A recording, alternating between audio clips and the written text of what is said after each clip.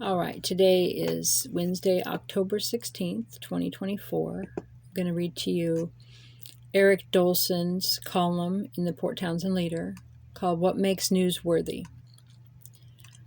Let's get a few facts on the table right at the top. I'm a retired journalist and was interim managing editor of the Leader for a short time, while after 25 years as publisher of another small weekly newspaper in Oregon. I believe social media is neither social nor media and is toxic to us as individuals and as species. But I also believe in free speech. After the Leader published stories regarding ethics complaint filed by a local citizen against Mayor David Faber, the newspaper was accused by associate of the mayor of violating journalistic standards. It was said the ethics complaints were filed by a crank, were completely without merit and unworthy of news story. The Leader should have researched the citizen who filed the complaints and then buried the story because she claimed to be a witch, advocated for Trump, and said nice things about members of Proud Boys, a right-wing organization occasionally identified with violence. I want to note here in Port Townsend, the violence came from the Pride community, came from Centrum, Jefferson Healthcare, city councilors, Salish Rescue. It came from high school, it came from Bo Olgren, it came from the Universalist Church. They were the violent ones. The Washington 3% and a few Proud Boys protected us from them. Okay, so yeah, there's some violent Proud Boys. There's some violent people in any group and anything. I don't believe in any groups. I believe in sovereign individuality, individual rights, and in individual accountability. But in Port Townsend, the violent ones are not the Proud Boys.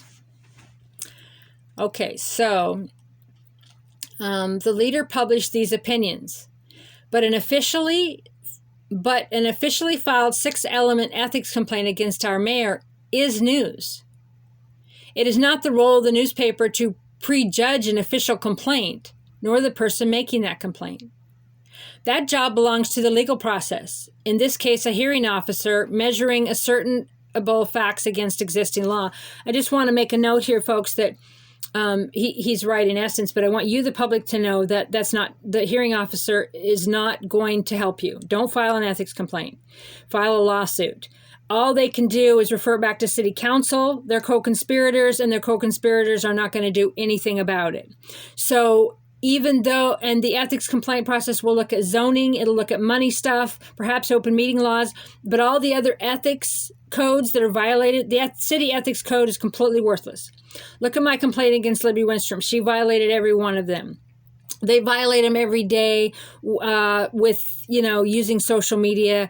It's all a violation, but there's no one to hold them accountable. No one will hold them accountable. So if you file an ethics complaint and it's found to be true, everything you said, factual, and then it goes back to city council and they're not going to, they're the co-conspirators.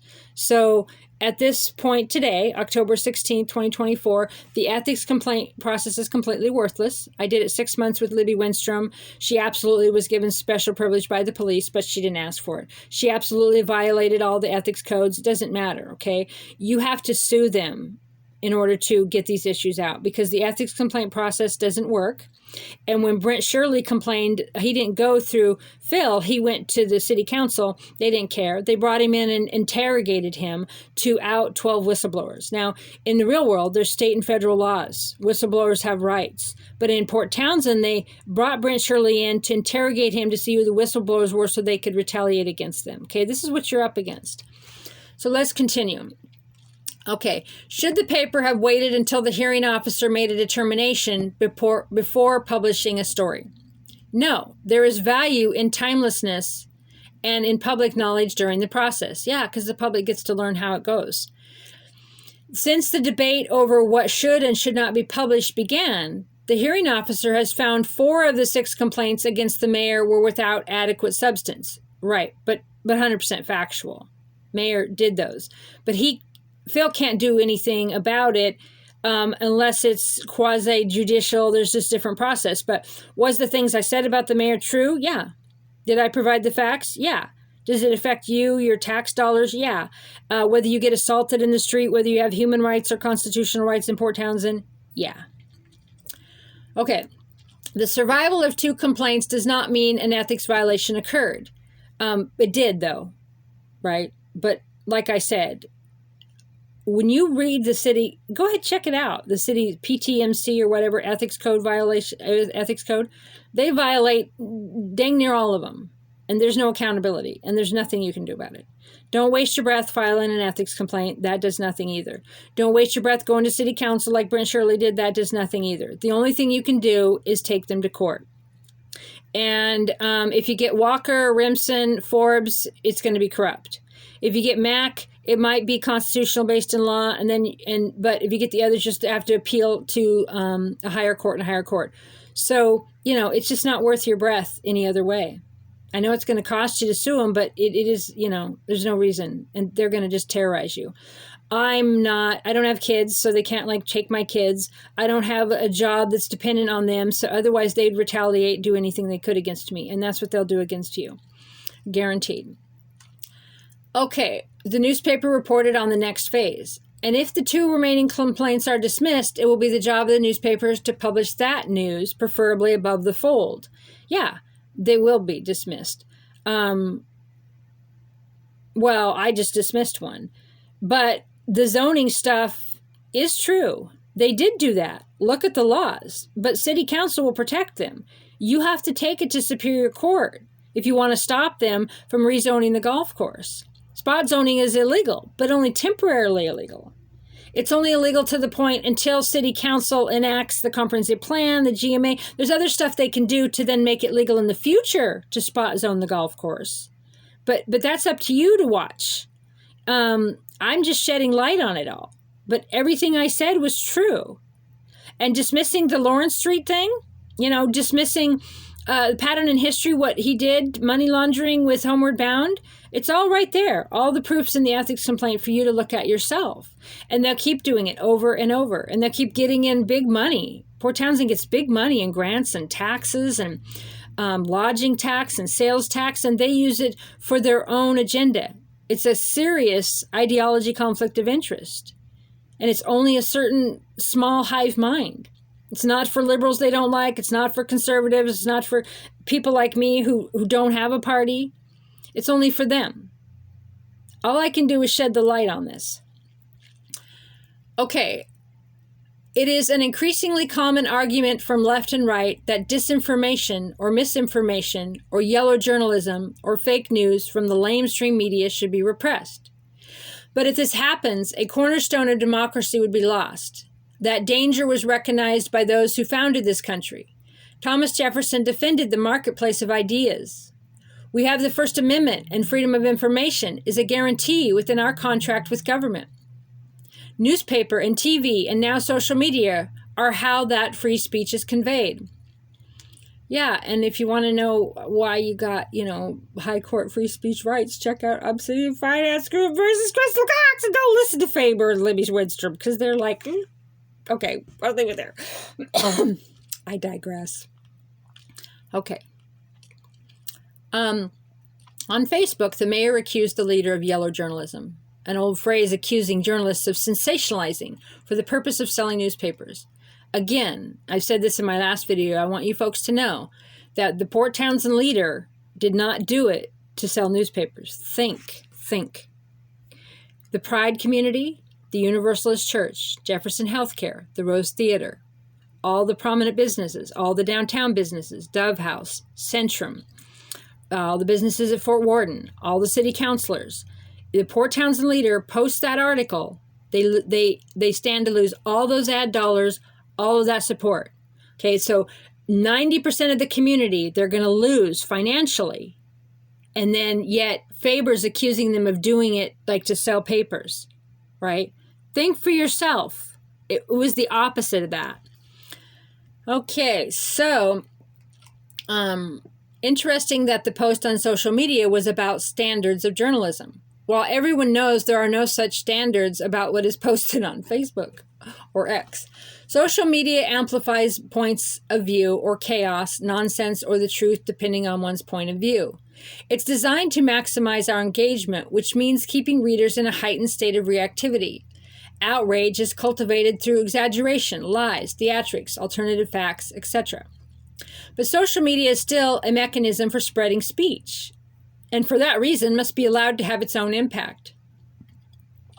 The quote frequently and incorrectly attributed to Voltaire, "I disapprove of what you say, and I will defend the death of your right to say it," is a foundation of our democracy. Ultimately, every individual will pay most attention to speech that is trusted, right? Trusted by them, right? Who they believe through their own individual life experience and filters and programs and their healing and their, whether they've done their dark night of the soul journey and faced their shadow. In fact, that's really what a newspaper has to sell, at least as news, a promise of credibility. Not so much that every fact is always accurate, but a promise that what is written is believed to be true at the time of publication. And that's how it works. That's how in big defamation suits, malice, if you believed it was true, then you have protections as a journalist. And now you all do as any online speaker because of my case. But if afterwards you find out it's not true, it's about the time you published it if you believed it was true. He says journalists work at that. At one time, we all believed there was such a thing as truth. Now we know the truth can be distorted by facts, and we realize that everyone has recognized and unrecognized confirmed biases. And also, too, look what people have to gain. When you're, criticizing me and all the things that you think I am, what do I have to gain by by shedding light on city officials? It's my calling. It's my passion. Standing up for victims, I've been doing it for decades. What do I have to gain? What does the PT leader have to gain? Think for yourself. Be a divine, sovereign individual, free thinker. Escape the hive mind. Okay, truth depends on context for facts to have meaning. Each of us supplies much of that context, and it's not the same for every one of us. Understanding takes time and is not hastened by repression of information. Ethics complaints against the mayor will be adjudicated by a hearing officer, right? And again, remember, folks, they don't really adjudicate it. They pick and choose. If you read the Port Townsend ethics, not complaint, read the guide, read all of the different codes, you see that they violate them all the time. There's no way to hold them accountability. The 12 whistleblowers that come forward in the Brent Shirley case, there's no way for them to speak out. Okay, the city manager, Morrow, Faber, Sandoval, all these people have too much power and they'll ruin your life and they'll ruin your business. The prominent businesses, the hive mind, the big nonprofits, the big corporations in town, they will ruin your life. So you really don't have a way to adjudicate ethics complaints in Port Townsend within their ethics complaint system. You have to take it to court and adjudicate it in court and be prepared to go to higher and higher courts, depending on which judge you get, because in Jefferson County, there are judges that will flat out violate a court order. Like Judge Mindy Walker gave a court order to return Michael Almain's dog. The city defied it, the county defied it, nearly killed him, and they didn't make him do it. So they're not going to follow the law. They're going to follow politics and the hive mind and who they like best. So you have to go to higher and higher courts. It says the process as well as the outcome will be described in the newspaper. It will take time for the whole story to unfold. Yes, it will take time. And but the real story here is, you thinking for yourself. Don't believe anybody. Why would you believe? I believe that person because they're dressed the way I like. Don't believe anybody. Trust your own intuition. Read and study the facts yourself.